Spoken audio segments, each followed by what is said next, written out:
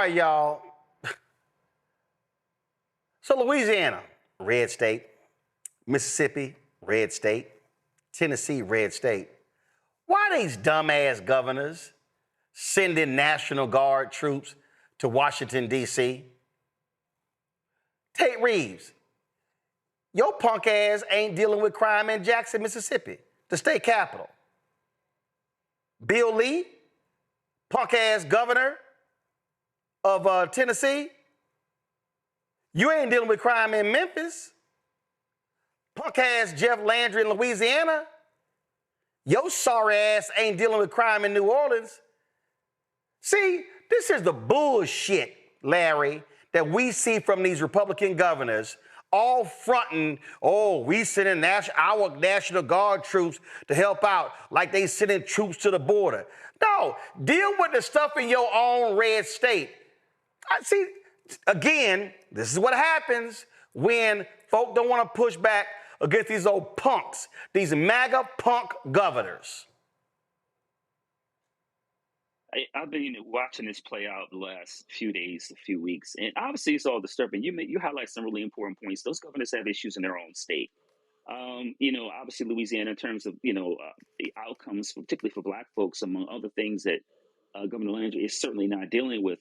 But this is going to get a lot worse before it gets better, Roland. And we need to be clear about people watching this. L.A., D.C., you've heard the president mention other cities like Baltimore, Chicago, et cetera, who are experiencing dramatic drops in violent crime, particularly murders.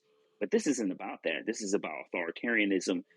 This is about also undercutting the advances that you've seen Black folks and women and other groups make over the next several years. But these governors are just rubber stamping this. And we have to, once again, those voters in those states have to hold those individuals accountable. And we also need folks who are not members of our community to start speaking up. Because eventually all this stuff that's rolling downhill and disproportionately impacting the Black folks under minoritized groups is going to impact everyone. It's coming for you eventually. Mm-hmm. So those people in those communities who don't speak up, you don't want to wait 6 months to a year when they're grabbing people off the street in your neighborhood and then you start complaining. You better speak up now because it's coming for everyone.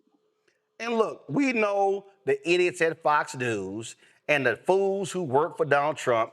Look, they'll just be a hypocrite. So this was 18 months ago. Oh, trifling, lying-ass, white nationalist loving Sean Hannity. This is him talking to Kristi Noem, now Ice Barbie, about the authority of the president to use the National Guard. Watch these liars.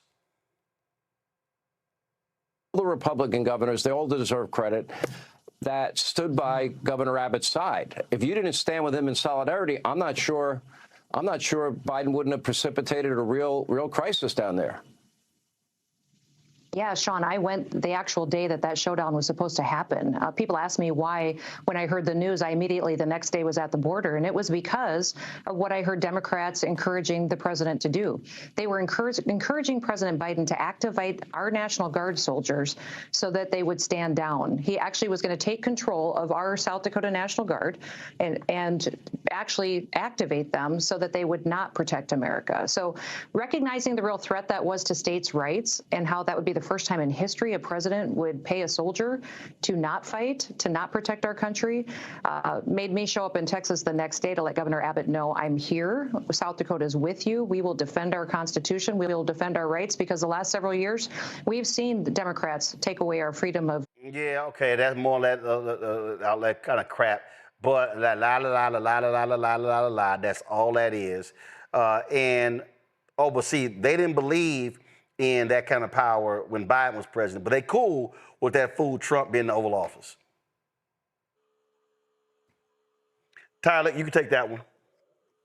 Yeah, as you said, when they do it, it's okay. But when it was done, it wasn't okay. And I think it signals that when we see what's happening here in D.C. and L.A., it sets a precedence that everywhere that none of our communities are safe. It means more profiling, more harassment. It means a constant threat of being stopped by police and being questioned just for existing. And I think that signals something. And I think that kind of heavy-handed policing doesn't make our community safe. It just deepens trauma. It erodes trust. Just even me walking the street today, I'll be seeing DA agents and FBI agents on our street. That doesn't give us safety.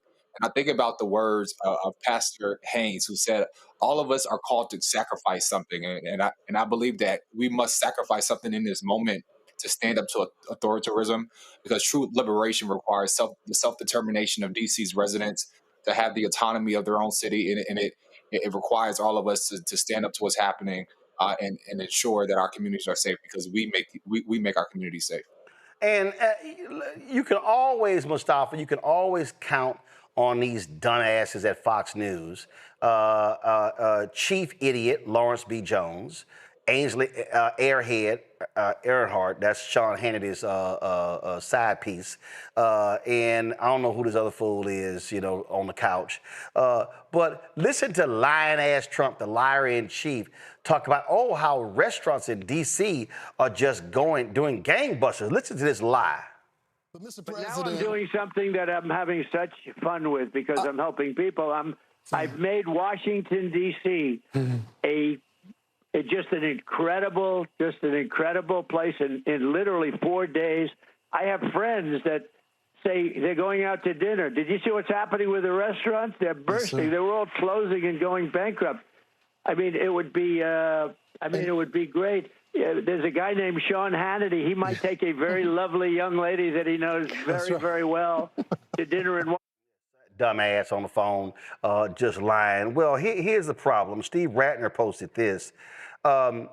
This is a fact, y'all. Of course, the idiots at Fox News, they're too stupid to actually fact check anything. But you see it right here. 30% restaurant reservations are down 30% in Washington, D.C. because of what this fool has done. But we know he'll lie about a lie, Mustafa. Yeah, that's what he does. He's all about misinformation and disinformation. We've highlighted on the show numerous times. The reality of the situation is that they want to destabilize these cities that are run by black mayors. And that's just a part of the intentionality of the game. If you've got law enforcement walking past you, you got tanks going by, you got folks with guns, you're not wanting to sit outside underneath of an umbrella and have dinner with loved ones. So they understand this dynamic. It also goes along with the false narrative they're talking about crime, which we all know is not true. It's been going down, so you should be better supporting that. But we also got to call into our conversation the fact that when you look at places like Tennessee and West Virginia, which have had huge opioid crises, fentanyl, and all these other types of things, then you have got to ask the question, if you're going to send these individuals, then who's doing the policing back home? And then who is actually figuring out how those resources that have been used for you to send folks over to D.C. that could have been used back in your respective states to help people to heal, to address the education deficit, to address the healthcare deficit that exists inside of those states, then not only are you impacting the folks in Washington, D.C., but you are also impacting the folks back in your respective states who are using their tax dollars. So you got a lot of explaining to do, not only to the folks here in the District of Columbia, but the people who also are inside of your states. Yeah, but see, what this is all about the show. This is a TV show, Larry. That's all this is. And so it's a television show. That's how he treats everything. And the news media loves it because they've got, Humvees rolling behind and troops, and they love it. And they just keep making excuses for this tyrant, this dictator, this liar in chief. Yeah, this is like a bastardized version of The Apprentice in D.C., not in New York. And folks that I care about. Yeah, and we know who's the chief. We know who's the chief. We know who's the chief bastard. Donald Trump. Yeah, you're right. And so I have friends, very close friends, and other people I've talked to the last couple of days, Roland, who live in the city or raising black children, adolescents, and they're scared. And this is like you said, like a reality TV show, but it is disproportionately impacting black folks, a majority black city. And it once again, Roland, goes back to my point. Americans can sit around and pretend like this is nothing or it doesn't matter. It's off a far off place and DC needs to be cleaned up. But every community is going to be impacted by these kind of decisions over the next couple of years. But we can't allow this to play out like you said, some bad reality TV show that's on Tubi. We have to make sure that we hold elected officials accountable. And if you believe in democracy, and you have to fight for it. It's just not the Constitution. It's not a piece of paper. It's a living document, and if you don't defend it, this is what happens as it relates to authoritarians. Hello, I'm Isaac Hayes III, founder and CEO of Fanbase. Listen to what I'm about to tell you.